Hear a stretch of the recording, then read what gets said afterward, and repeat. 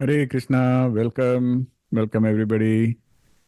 So this is Krishna Dasa. Today we are going to start chapter 12, Bhakti Yoga.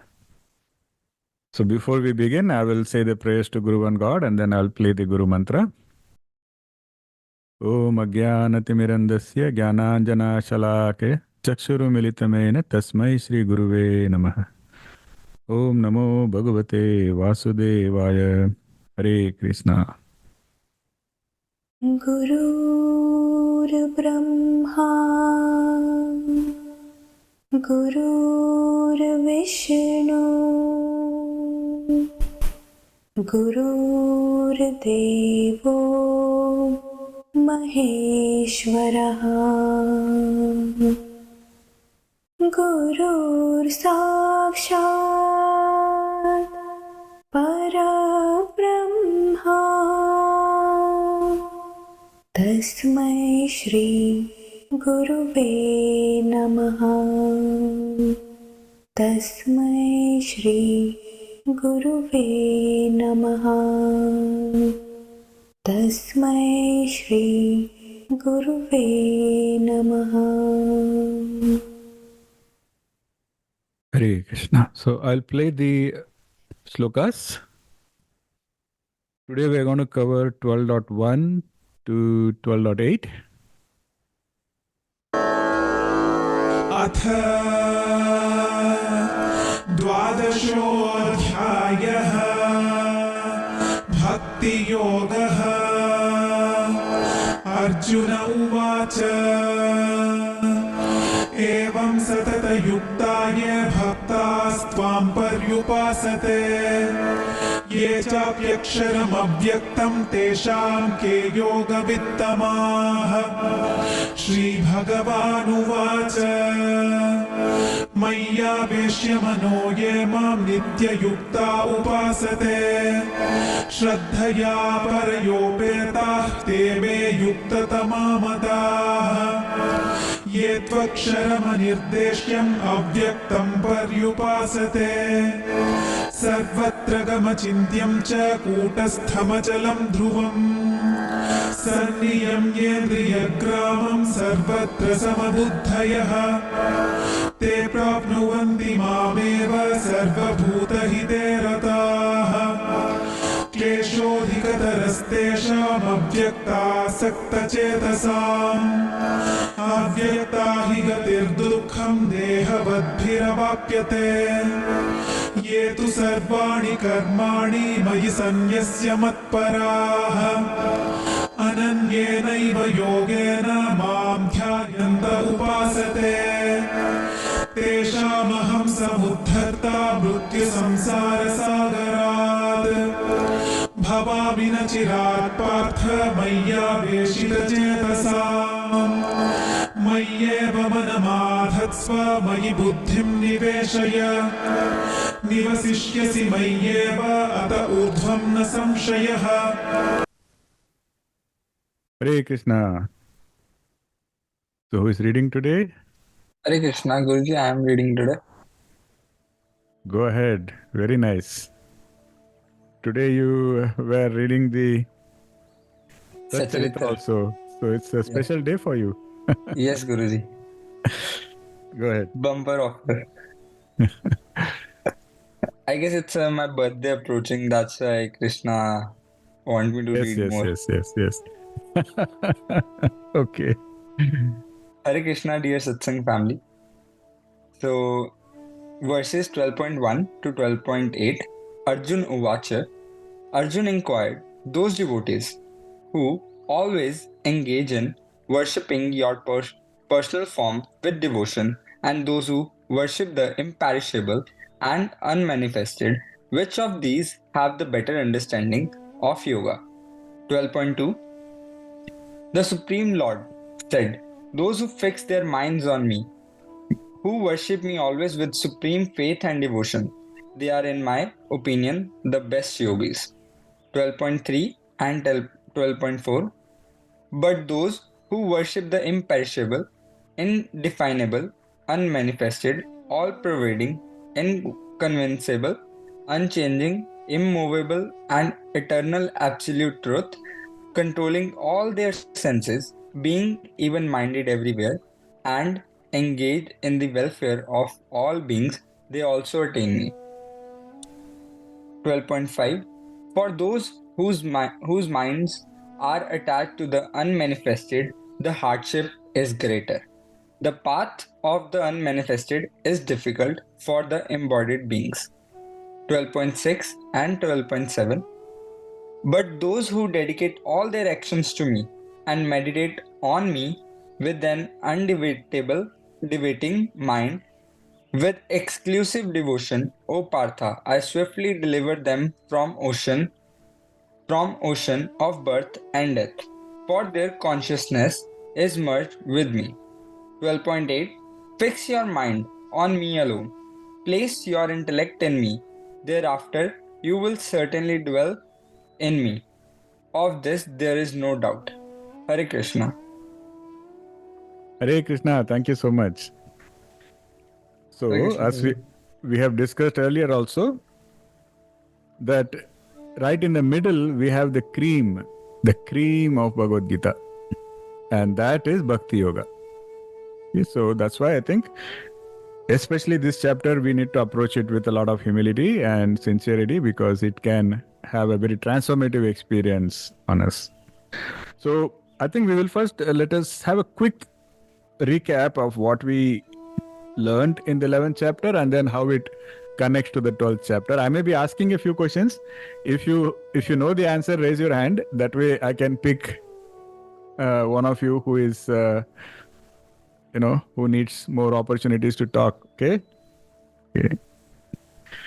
So chapter 11, we just finished Vishwarupa Darshanam.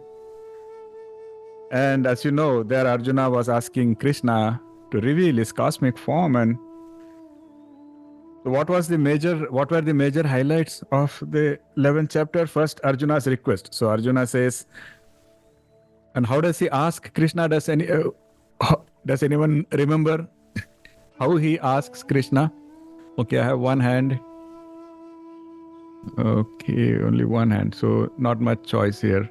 Yes, Sulataji, please let us know. How did he ask Krishna? Yeah. First of all, with all humility, he asked Krishna that if he is capable of, experiencing, to show him the cosmic form. Exactly. So Arjuna gets into this mode of humility, and it is kind of a pariprashna mode where he's saying, Krishna, if you think I'm capable of handling this Vishwarupam, then please show me that Vishwarupa. And then Krishna reveals his infinite form, and as you know, that was a very majestic form which had everything, past, present, future. Okay, who remembers how did Arjuna react? What impact did it have on Arjuna? Okay, 1, 2. Okay, Ekansh. Guruji, Arjuna got really scared by seeing that Vishwarupa form. Along with that, Arjun told he cannot see neither any starting, neither any middle, or neither any ending. It is all pervasive. So the form was so big and all pervading, like everywhere. So he was not even able, as Krishna told in other chapters, that he's the starting, middle, and the ending. But Arjuna told Krishna he's not even able to see his starting, middle, and ending. Excellent. So, as you rightly said, and Arjuna was overwhelmed. That is what was Arjuna's reaction, and how he reacted was he was overwhelmed. He became anxious. And then Krishna tells him that, why are you anxious? No, don't get anxious. Just take it as a privilege. Take it as a good fortune that you are able to see this. And Krishna is also making it very clear. He's telling Arjuna that the only way you can get such a Divya Drishti is through devotion, pure devotion. And that is why I have given you the power to see me. It is not something that you can earn. It is something that is given. Very important what Krishna tells Arjuna. And then as we saw, Arjuna was still anxious, afraid, scared, and all of that. So eventually Arjuna is requesting Krishna. He's saying, Krishna, please come back to your human form.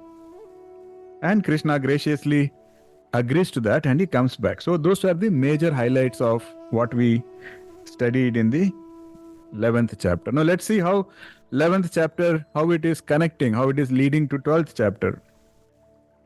Okay, because in essence what happened is Arjuna saw this vast, terrifying, majestic form,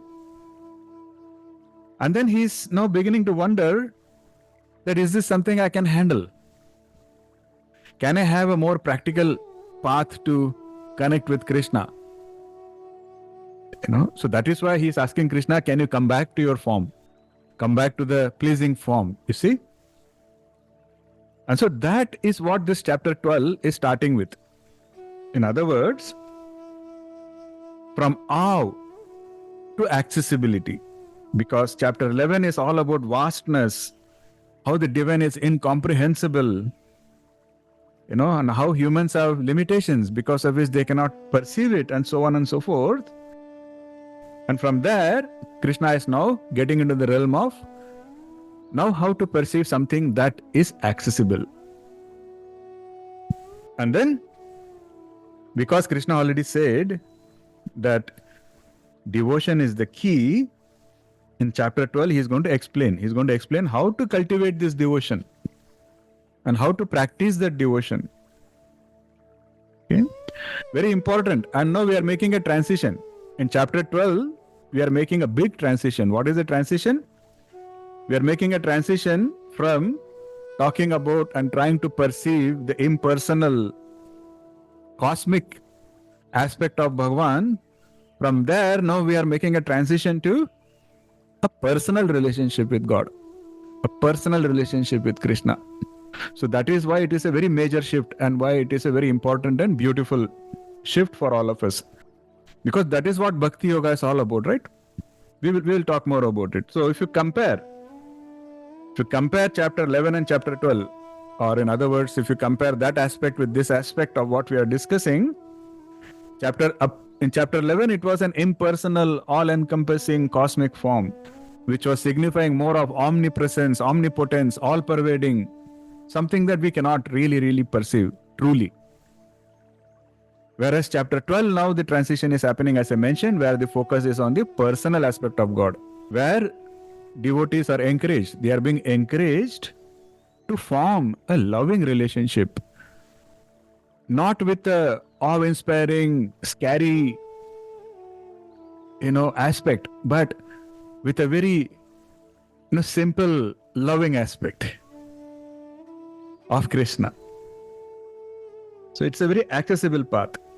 So in other words, that form that Arjuna saw, it was evoking only awe and fear and all those emotions. Whereas in chapter 12, Krishna is coaching him. Krishna is going to coach him on how to cultivate the feeling of love and peace and closeness with the divine. So that is why it is very, very important for all of us who want to make progress on Bhakti Yoga. So key points that you can expect in chapter 12. First of all, Krishna will explain that Bhakti Yoga is supreme.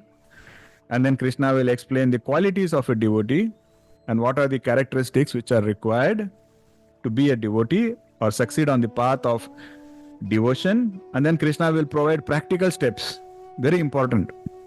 Practical steps on how to control the mind, how to focus the mind, how to, get into this loving relationship with Krishna and how to succeed. And it is, in general, chapter 12 is kind of a big encouragement for all seekers to succeed on the path of Bhakti Yoga. I hope that gets you all excited. I hope so, because it is a very, very profound teaching of Krishna. So in chapter 12, Bhakti Yoga, it is beginning with Arjuna's question. We should all be very thankful because Arjuna has asked such key questions and he has asked it in the right frame of mind so that Krishna could give him the perfect answer. So chapter 12, Bhakti Yoga is starting. So what is the question, the $1 million question? Now Arjuna is asking Krishna, he's saying, oh Krishna, which path is superior? The path that tries to comprehend and worship the formless, impersonal aspect of you, which is also known as Nirguna Nirakar, or the worship of a personal form of God, which is more aligned with Saguna Sakhar aspect of God. See, it's not just an intellectual question, It's a very deeply spiritual question because it is touching upon the core of our relationship with the divine. So this Arjuna's question is a reflection. It's a reflection of dilemma that all seekers face. What is a dilemma is, should we direct our devotion to an abstract, all-pervading Brahman, or should we direct it to a personal, tangible, physical form of a God? Very important. See, if you look around, this is the fundamental difference between most religions and most faiths. One group of religion and faith will say that this is the form of God, whereas one group of religion and faith will say that God does not have a form. Even within Sanatana Dharma, even in our scriptures, in our culture also, there are these two schools. And there is a constant debate all the time between both of them. That's why this question is so important, because it is a question that almost everybody has. Everybody who is trying to get on the path of seeking that divine. So let us see how Krishna explains. Krishna gives a very beautiful and very concise response. So Krishna tells Arjuna that, Arjuna, both are valid. Both paths are okay. They both lead to me only. And then he gives a difference. He says, when you talk about the Nirguna Brahman, which is formless aspect, impersonal aspect of God, there God is abstract, God is formless, God is beyond all qualities, unmanifested, all-pervading, something that exists beyond time, space and causation. Whereas Saguna Brahman, the personal manifested God, he says that God assumes a personal form. This is where we concluded the 11th chapter, where we said how the God is so gracious that we are the ones who have the limitation. We are the ones who cannot perceive His majesty, His vastness. So to help us, God assumes the limitation of a human form to help us. So that is what Krishna is again talking about here. He is saying that is so that it is accessible. It is accessible to you and something that your mind can handle. And then Krishna is clarifying again. He is saying that, Arjuna, this personal form is more accessible. It is less challenging for the human mind.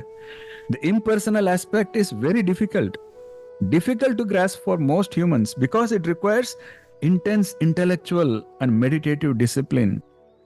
Krishna is saying this in this chapter, 5th verse. Krishna says, greater is the difficulty for those whose minds are set on the unmanifested. For the path of the unmanifest is hard for the embodied beings. So what does this mean? So Krishna is just explaining the challenges of trying to pursue the formless path. See, the concept is kind of simple if you look at it. We are using our senses to try and perceive the divine, but our senses are themselves manifested. So how can we use a manifested instrument to perceive that which is not manifest? See, that is pretty much the challenge. And that is what Krishna is explaining here. He's saying that because your senses are themselves manifest, Arjuna, it is very difficult for you to use those senses to try and perceive that which is not manifest. So it is easier for you to focus on a personal aspect of me, an aspect of me which has a form, because then you can use your senses to perceive it. So that is why Krishna is saying, choose that path. And that path, Krishna says, is what is bhakti, devotion. The simpler, it is more effective. And in this path, a devotee is developing a loving relationship with God. And the devotee is offering everything, heart, mind, actions, everything to Krishna. So in chapter 12, this chapter, in verses 6 and 7, now Krishna goes on and he makes a promise. And this promise is one of the most encouraging promises for all of us. So Krishna says, those who worship me like this, with love and devotion, with consistency, he says, I will personally protect and care for them. Does somebody remember Krishna making a similar promise anytime in the past? 1, 2, 3, 4. Okay, 5. Beautiful. Sandeep ji, you want to try? What was the promise? Yoga-kshema Vaham. Excellent. 9th chapter. Excellent. One of the most profound promises Krishna made. Ananya Shintayanto Mahame Jana Paripasite. Tesham Nityabhiyuktanam Yoga-kshemam Vahamyaham. That was a promise Krishna made. And he is making a more powerful promise here, where he is again reiterating, but in a language that is even simpler. Where Krishna says, I will personally protect and care for these people. Which people? People who are dedicating all actions to me, meditating on me with an unwavering mind, with exclusive devotion. I will personally deliver them. Deliver them from what? This ocean of birth and death. And making sure that their consciousness gets merged with me. And then Krishna is assuring Arjuna, he's saying that I will personally rescue them from the cycle of birth and death. So beautiful. So in earlier chapters, especially in chapter 8, Krishna explained that there are 3 aspects of divinity. In other words, we spoke about the Brahman, Paramatma and Bhagavan. You all remember? There was these 3 different aspects of God that we spoke about, Krishna spoke about. So Brahman means that is the formless, all-pervading reality. Paramatma is a localized concept. It's a localized aspect of God that is residing in the hearts of every being. So this is what we refer to as a super soul, which is guiding and overseeing all individual souls. So sometimes in some texts they call it the higher soul, higher being, or some people refer to it as the super soul. It's all talking about the Paramatma aspect. And then we have the Bhagavan. Bhagavan is the personal aspect of God, which is complete with all divine qualities. And it is that form with which we can have a loving relationship. So in a way, Bhagavan is the highest realization of God. So there is an analogy we used to explain this. The analogy, actually this was used by Swami Prabhupada in one of his lectures, and I kind of copied it. So Prabhupada ji, he uses the analogy of a sun.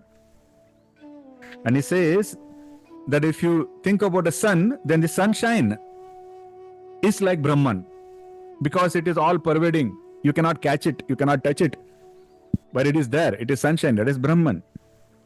Whereas the surface of the sun, that is like Paramatma, which is the individual presence, but it is present in the heart of all beings, because it is complete. That whole surface, he says, that is Paramatma. And then he says, when you put it all together, when you look at it together, the surface as well as the sunlight, all of that together, he says, that is Bhagavan.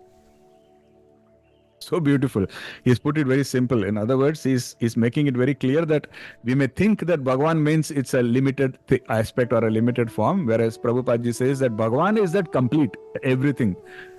Because Bhagavan incorporates that formless aspect as well, and the form aspect as well, and the divinity also, everything together. That is why in Bhagavad Gita, if you see in Bhagavad Gita, the slokas where Krishna is going to say something, they will always say Bhagavan Uvacha. Because Krishna is that complete, formless, form, everything together.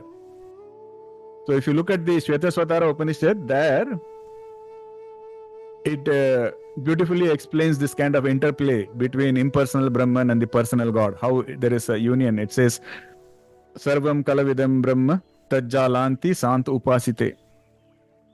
So that basically says all this verily is Brahman. From him it is born, in him it lives, and into him it returns. So here Brahman is described as the source, the sustainer, the ultimate dissolver of all existence. Yet this very Brahman can also manifest in a personal form to guide and engage with souls on the path of devotion. Is that not a beautiful explanation, right? Very, very beautiful. No, Arjuna's question is actually hinting at a broader philosophical debate between, so this path, the path where somebody tries to comprehend and perceive the formless nirguna aspect of Brahman, that path is what is called as Jnana Yoga. So when somebody says Jnana Yoga, what is it? Jnana Yoga basically is pretty much trying to figure that part out, using Jnana. Whereas the path where we are trying to form a relationship with the personal God using love and devotion, that is Bhakti Yoga. So put very, very simply, this is the fundamental difference between Jnana Yoga and Bhakti Yoga. Are you trying to understand the formless aspect, or are you trying to engage with that aspect with the form? I hope that makes sense. And Krishna is trying to solve this doubt in his mind. This debate, he's ending this debate by explaining that yes, both path is going to lead to me, but bhakti is simpler, and bhakti is more suited for human beings because it does not require complex intellectual discipline, or it does not require a lot of strict practices and all of that, because Jnana Yoga is not easy. Jnana Yoga is very, very difficult. The worship of Bhagavan, personal aspect, is superior to trying to pursue the impersonal Brahman. Now the debate is kind of resolved because this is not an interpretation. This is the actual statement of Krishna himself. Where Krishna himself has said that bhakti is superior. What that means is pursuing a personal form, relationship with a personal form is superior to trying to pursue the impersonal aspect. In other words, Bhakti Yoga is superior to Jnana Yoga. No more debates. Very profound actually, because as long as we have a doubt in our mind, it's very hard to make progress. It's very, very important that whatever we want to progress in and specialize in, we should be able to go full on. And that full on is possible only if we don't have any lingering doubts in our mind. And here in this chapter, in the beginning itself, Krishna is, clearing that doubt relatively, where he says, for sure, this is the path, this is superior. So go ahead and invest your time and energy in following, pursuing, and excelling in this path. Isn't that good? Okay. Now, Swami Mukundananda, he provides a beautiful explanation of how worshipping the personal form is more helpful and easier. So I have taken that also into my notes. So Mukundananda, Swamiji, he uses the example of a baby monkey and a baby kitten. Of course, this example is there in our scriptures, but he has used it in his lecture and I thought it's very relevant. So I also copied it here. So Swamiji says that the baby monkey, what is the difference between a kitten and a monkey baby is that the baby monkey is responsible for holding on to the mother's stomach. The mother doesn't help it. It is up to the monkey to hold on to the mother, So in other words, when the mother is jumping from tree to tree, branch to branch, it is up to the baby to cling and hold on. If the baby doesn't cling, it is going to fall. So that is the monkey baby. Whereas, if you look at the baby kitten, the baby kittens are very small, very delicate, and the cat takes the responsibility. I don't know how many of you have seen. A cat will hold its baby kitten in its mouth and walk. In other words, the responsibility of holding is now belonging to the mother, not to the child. So beautiful, So, Swamiji says that people who are trying to pursue the formless aspect of God, you can compare them to that, baby monkey. Because they need to pursue, they need to be consistent, they need to have the strength, they need to have the intellect, and they need to try and hold on. And if they make a mistake, it's going to slip away.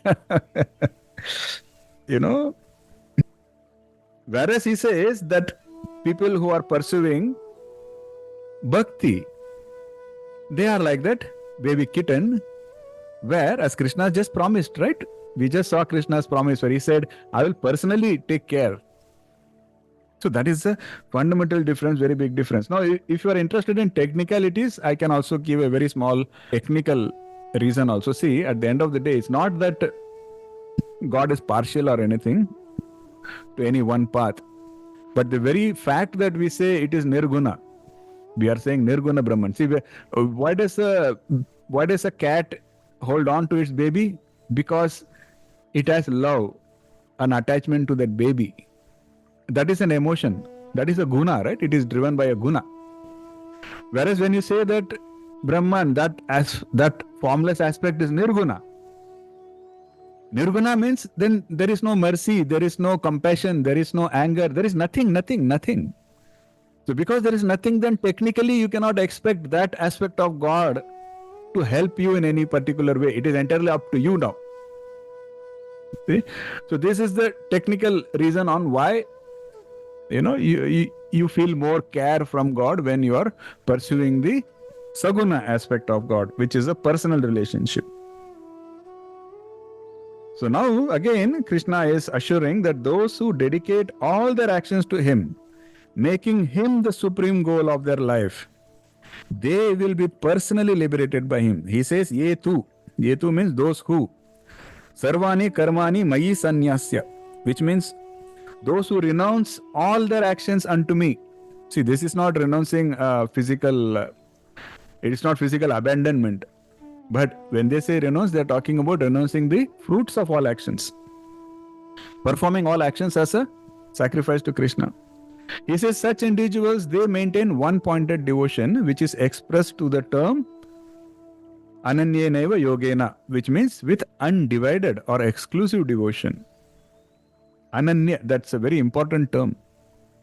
Because he is talking about Ananya Yoga. And the same thing comes in Bhakti Sutra, the same thing comes in many other texts that talk about devotion, because this is the primary quality required.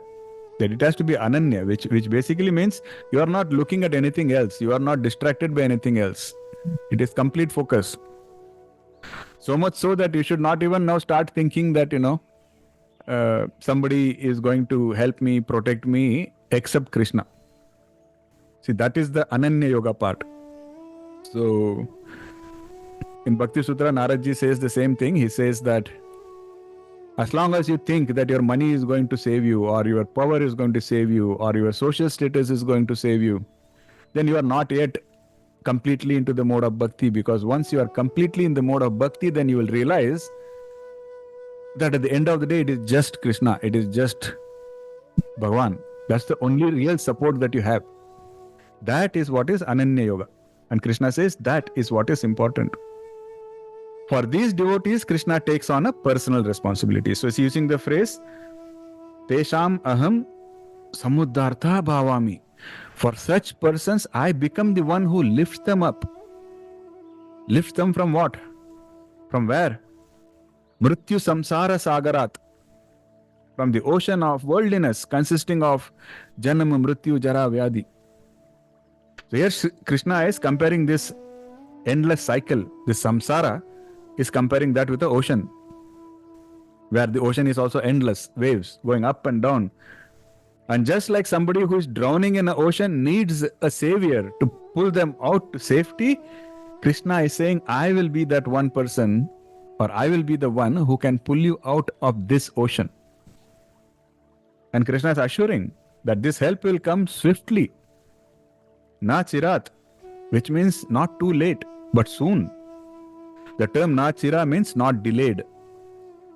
So which means Krishna is saying, I will rescue them quickly. But who? Those who truly surrender to me. No deceit, no pride. He then lovingly addresses Arjuna as Partha again. Now see here in this context, now when he calls Arjuna as Partha, it's very, very important, because here he's now again talking about relationship. Now he's not looking at Arjuna and he's not coming across as I'm just your teacher, but also as a caring and guiding friend. Very, very important. So he's explaining that this liberation is reserved for those whose minds are absorbed in me. Maya veshita chetasam, those whose minds are fully set on me. And then Krishna is promising, I will take full responsibility for those. And then Krishna is explaining the path of bhakti is not only powerful. See, this is another very reassuring thing. Krishna says, the path of bhakti is not just powerful, but it is also accessible. Accessible to whom? to everyone. There is really no caste, creed, gender. There is no filter at all. It is accessible to everyone. Anyone who is sincerely dedicating their actions, thoughts, and life to God, it is accessible to them, and they will receive my grace, is Krishna's assurance. And Krishna says, as a personal God, you can communicate with me. Now hear this, very important. This is the most beautiful part here. Krishna says, you can communicate with me and you can expect me to respond in a real and tangible manner. In other words, you will be able to see my response. You will be able to perceive my response. It is not just some abstract, concept. But for that, we need to have faith. See, what happens is, today you will pray to Krishna if you are having a tough time, and very soon you will see that, that situation has changed. So what is the reaction of most people? The reaction of most people is, maybe it just happened, maybe because I did something in the past, so the result came now. Or, maybe it's just a coincidence. Or whatever. No, but you have to remember, this has been Krishna's promise, where Krishna has said that, what Krishna said, we just discussed a little while ago. He said it will come soon. It will come quickly. If you are in the right bhava, if you are in the right mindset, you reach out to me and it will come quickly.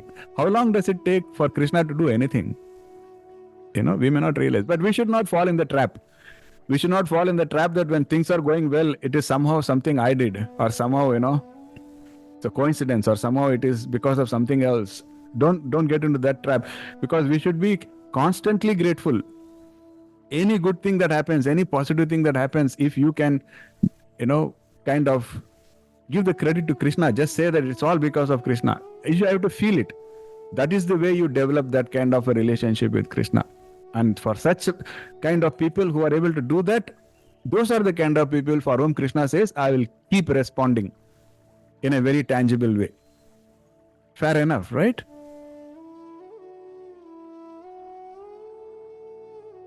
So, Bhakti Yoga, that is what it is teaching. It is teaching that your entire being, mind, body, senses, they should all be aligned in the service of God. And Krishna is explaining this through various different verses in the Bhagavad Gita, where he is encouraging the devotees to direct everything towards him. And in this chapter, in verse 6 and 7, Krishna is declaring, this is where he declares that I become the personal liberator of those people who are engaged in devotional service with exclusive focus, the way I am asking you to do.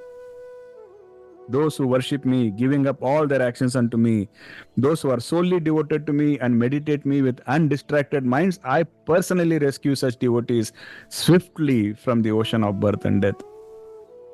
Each word here is powerful. I personally rescue is powerful.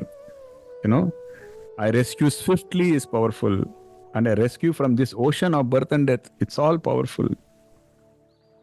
So what is Krishna saying? He's pretty much saying that when you say devotion, when you say bhakti, it shouldn't be limited to just rituals. It's not that go to some temple and go ring a bell or do that's not what he's asking here, but it's more about dedicating every aspect of us. What does that mean? We have a tongue. Now engage that tongue in chanting the divine name of God. Where he said that among sacrifices, I am the chanting of the holy names. Correct? Ears. How can you use ears?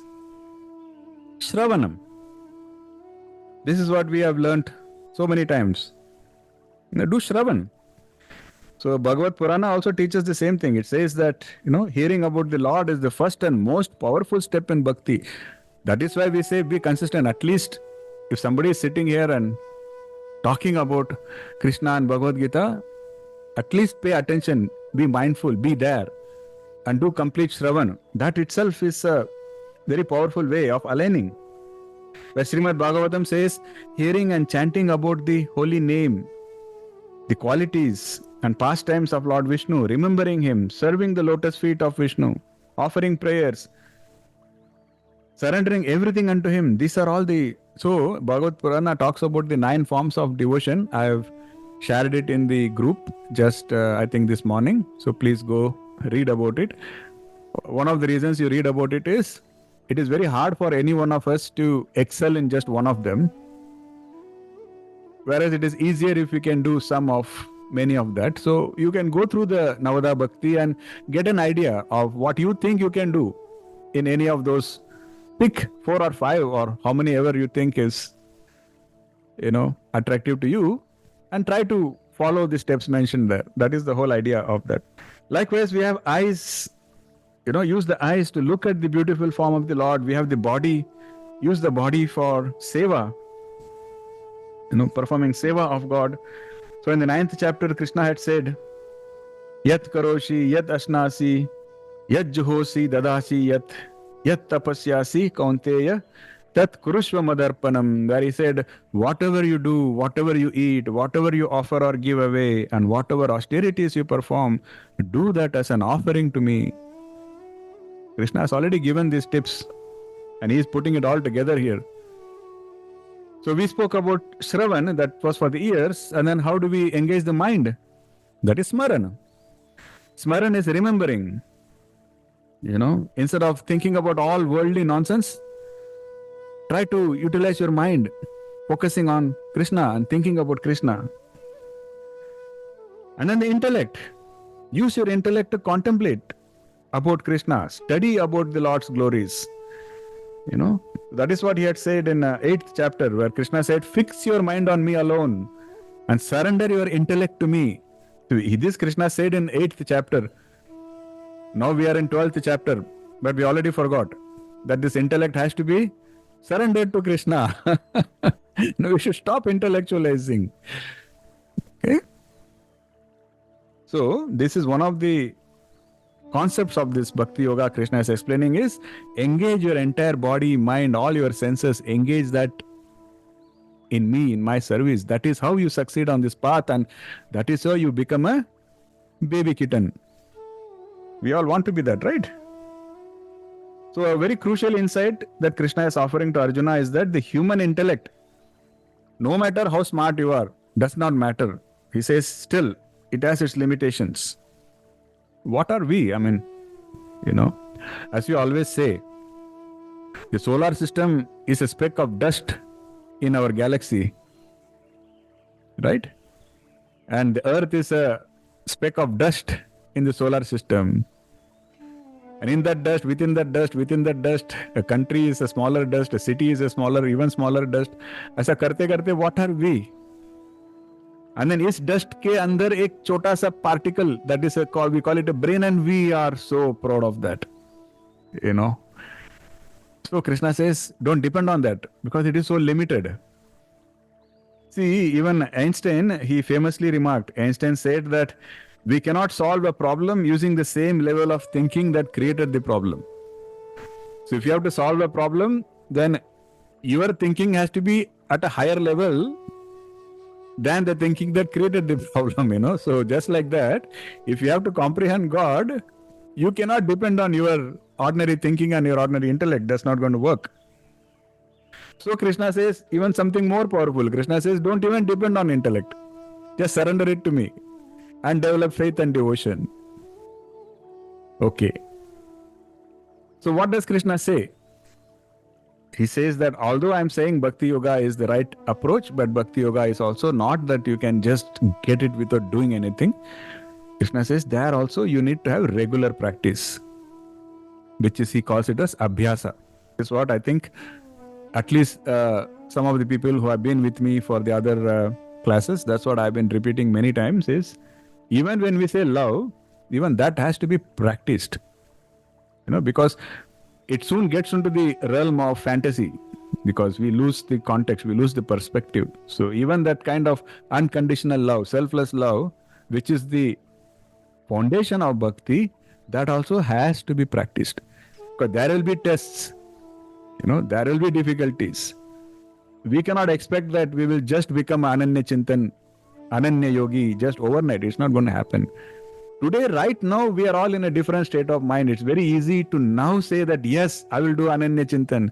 I'm Ananya Yogi. I love Krishna. It's very easy. But tomorrow, when something negative happens, it's not going to stay. That is why it is important. That is why things like lack of pride, lack of ego, humility, Ananya Chintan, that is all, they have to be practiced. Love has to be practiced and perfected. And Krishna calls that Abhyasa. See, what is very beautiful here, in this Bhakti Yoga, what is one of the very beautiful aspects of this Bhakti Yoga is Krishna is becoming both. He is becoming the object of Bhakti and also the mentor, coach, guide for Bhakti. See? So he is playing both the roles. Very powerful, very profound. Now we come to the mind. I want to share some insights here where in chapter 6, Krishna had made a very profound statement about the mind, where Krishna said that for one who has controlled the mind is the best friend. But for one who has not been able to control the mind will become your greatest enemy. Krishna explained this. So, it is highlighting the key role that the mind is playing, because you cannot succeed in anything if you have an enemy right within. So if you have an enemy right within you, and not any normal enemy, very powerful enemy, how can you succeed in anything? There is a saboteur right inside you. Why are we studying about that here? Because the Bhagavad Gita and the other scriptures, they are emphasizing that the mind plays a very central role in determining our spiritual evolution. Very important. You may not have heard about this, but there is a smaller Upanishad. It is called as the Brahma Bindu Upanishad.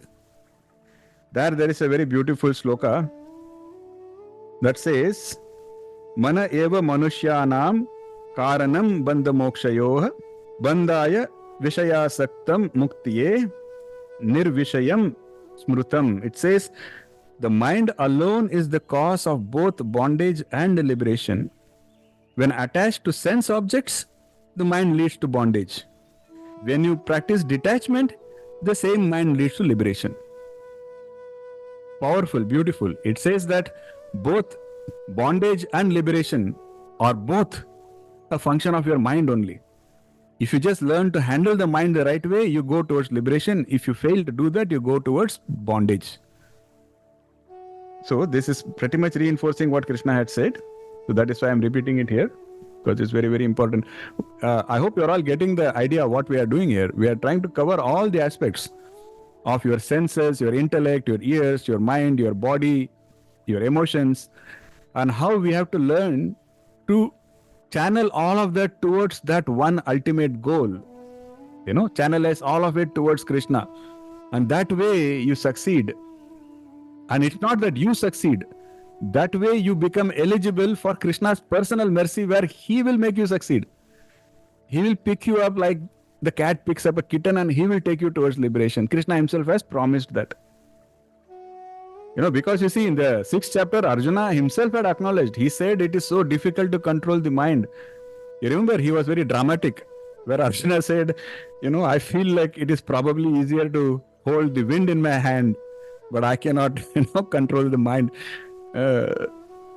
Where he is telling Krishna, the mind is so restless, mind is so turbulent, it is so strong, mind is so obstinate. And Krishna says, yes, I know that. That is why I'm telling you that take care of that mind, because if you don't, then that is going to destroy you. Because that question that Arjuna had, where Arjuna said, how do I control the mind? It's not just Arjuna's problem.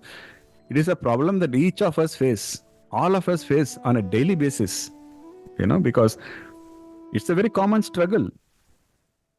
And when your mind is restless, it is not possible.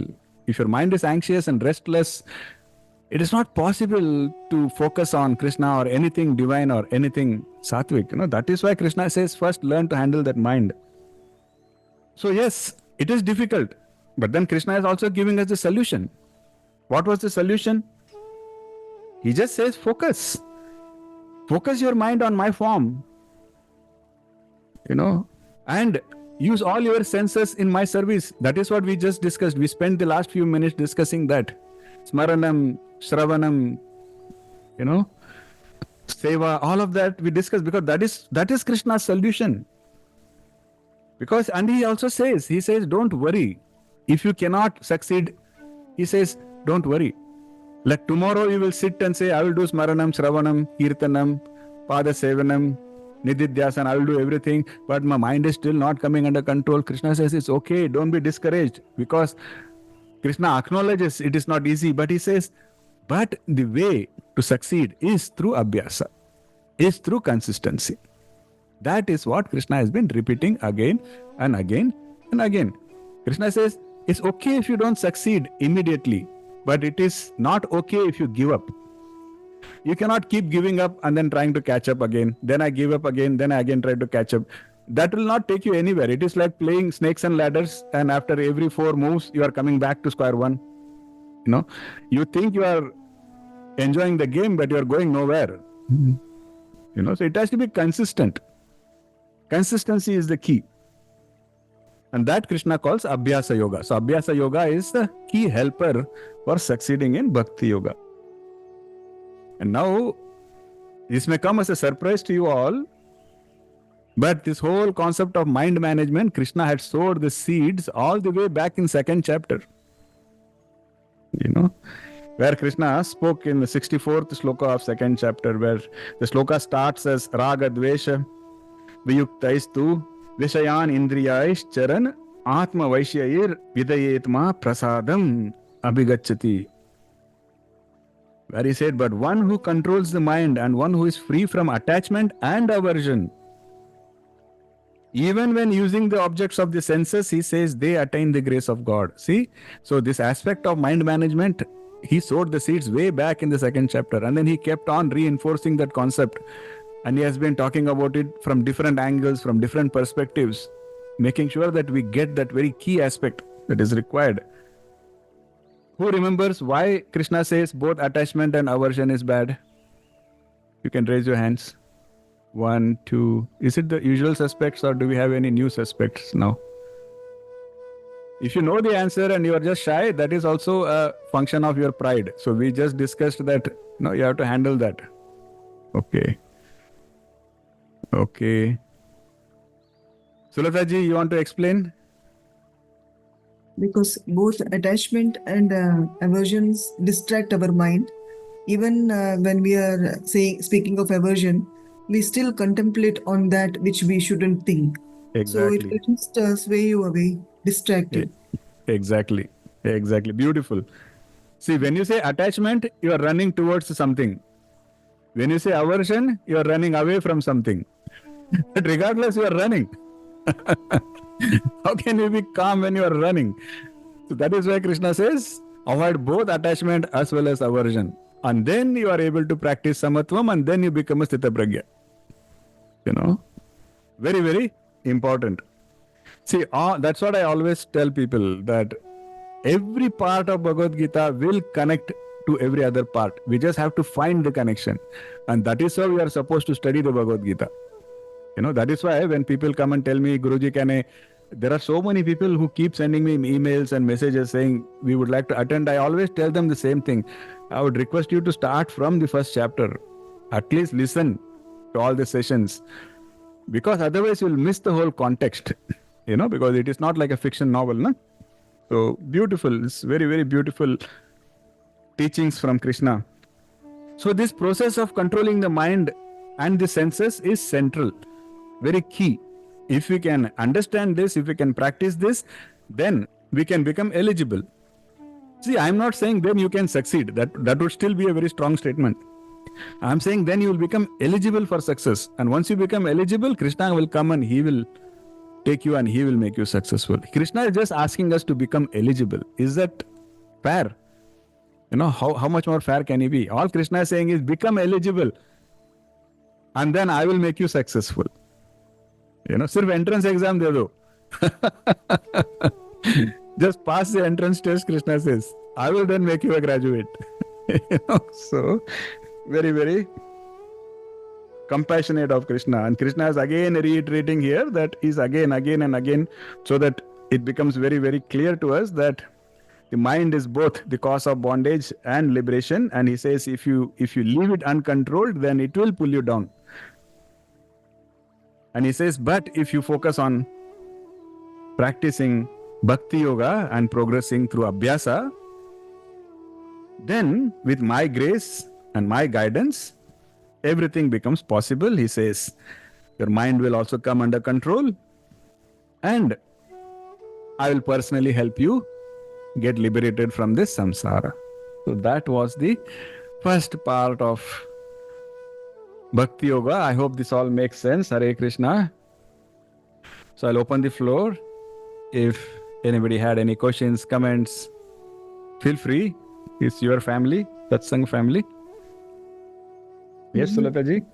Yeah, initially we need to have that yearning, like, to know about God. So we have to be that baby monkey initially, isn't it? Until we reach that stage where God graces us and handles us like the kitten. Exactly. So for the first 11 chapters, we were monkeys, monkey babies.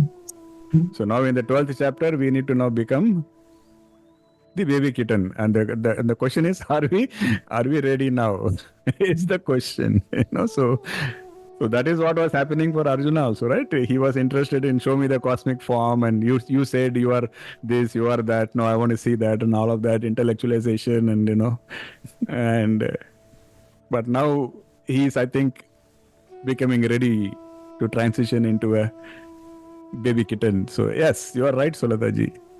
We have to have we discussed in another session, I think, where every culture will say the same thing, that you seek and you will get. In other words, the seek has to come first. Okay, and that is what Sulataji was saying. The yearning, that thirst, that hunger, that should come from us. That God will never force. That is what our free will, we should use it for. And if we have that constantly, consistently, then we become a baby kitten, and then Krishna says, then I'll take you to where you need to go.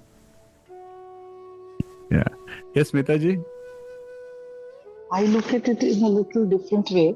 Maybe I'm wrong, but I feel all of us are at times monkey babies and at times kitten. Like in case of any difficulty or a severe issues, we immediately become monkeys. We want to hold on and seek the answers. Sometimes and then when the things are going smooth, I think probably we leave it to him to take us with him. That is the kitten. Yeah, no, you are right. That is the common state of mind, and that is what Krishna is saying we need to manage, and that is what we need to overcome. So Krishna says that is why it has to be ananya, and that is exactly what we were trying to discuss just a few minutes ago, that maybe right now we all feel like we are baby kittens. Right now maybe we all feel like we have faith and we have conviction and we love Krishna and all of that. But is that going to remain if the situation changes tomorrow? As you rightly said, it doesn't. For most of us, it changes. Our faith changes with circumstances. Our faith changes with situations. And that is what Krishna says we need to work on. He says, if you can have consistency there, no matter what happens, if you can still be in that mindset of Ananya Chintan and, unconditional love, then you have become eligible. Then he says you have become eligible for my grace, where then I will take hold of you and I will take you personally out of this samsara. So that is all we need to do. Smitaji, you pretty much pointed out the biggest hurdle that we all face. We are all facing that hurdle. That is the one thing we need to overcome. That's all Krishna is saying. You overcome that and we become eligible for his grace. Yes, Rajesh ji? Hare Krishna, Guruji. When we started the session, right, you mentioned about in verse 3, 4, Krishna is saying that focus on the personal form, right? And I was thinking about it and what does that mean, right? Because when we look at Krishna, as let's say in the temples or the pictures, right? I was thinking in that direction, and slowly when we talked about conceiving through the senses, then we talk about not just sight or hearing, right, but action and few other things. So when we say bhakti and basically focus on the personal form, is it that doesn't mean only the meditating on it, right? That's like anything that you do or throughout the day, right? How are we thinking about that personal form of Krishna, or any action we do, how that's offered? Is that where it is going when you say bhakti? I'm just trying to relate what does that mean? Totally. Beautiful question. So, for example, in the Navada Bhakti, one of the thing was Archanam. So, what are you doing Archana for? So, he says, do that for that personal form.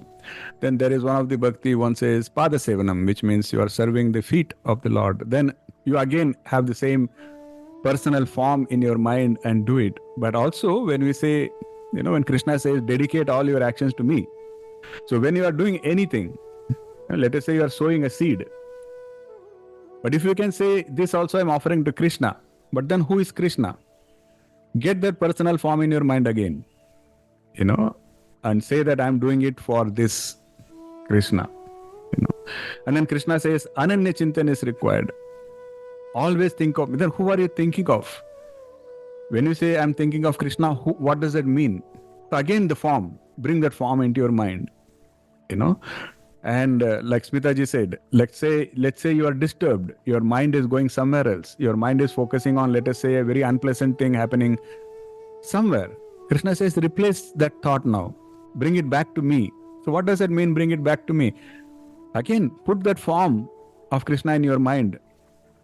Let that image come in front of you. So that is the whole concept of a personal form is you think about it, you worship it, you serve it, you treat that like a living God, and God says, I will become that. See, this is something that in the first batch of Bhagavad Gita, I was trying to explain, and I did a bad job at that time. And I remember Lakshmi ji did not like that explanation, but, so basically we say that, we go to a temple, we look at a statue, an idol, and we worship it. Now tell me, does that idol in itself have any power? And then the question is, then why do we worship it? So then the answer is also very profound. The answer comes that we are giving power to that idol based on our bhava, because if you have the right bhava, then the divinity says that then I will manifest myself there also. If you don't have that bhava, then yes, it is just an idol, then it is just a piece of stone. But if you have the bhava, then that stone will act like divinity. So you are responsible for creating that divinity in that stone. So just like that, when Krishna says focus on a personal form, it can be any form, a form that you are happy with, a form that aligns with you.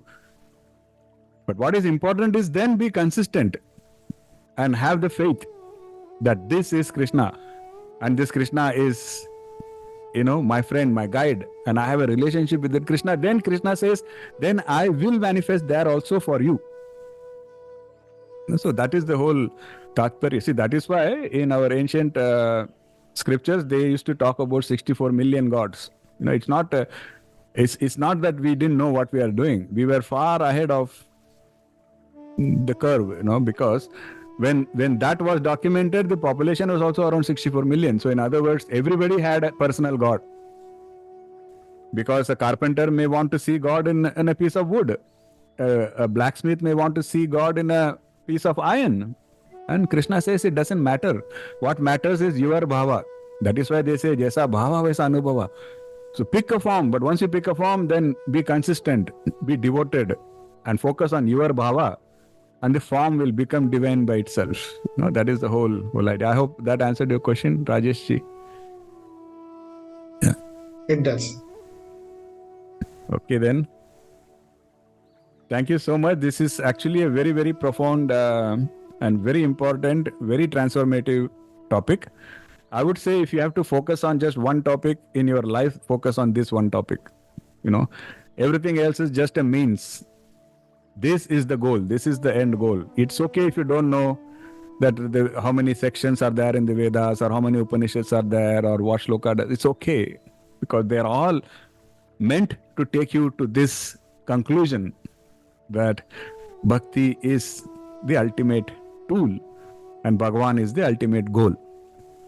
And once we get there, then make this your purpose of your life. So with that, I think I'll stop talking. Hare Krishna. Once again, grateful to all of you. And I really encourage all of you to participate more actively. This is a family, no wrong answers. But the more you participate, the more you will take away from this session. So Hare Krishna. Thank you so much. See you all in the next session. Hare Krishna. Hare Krishna, Guruji. Hare Krishna. Hare Krishna. Thank you. Sai Ram, Hare Krishna.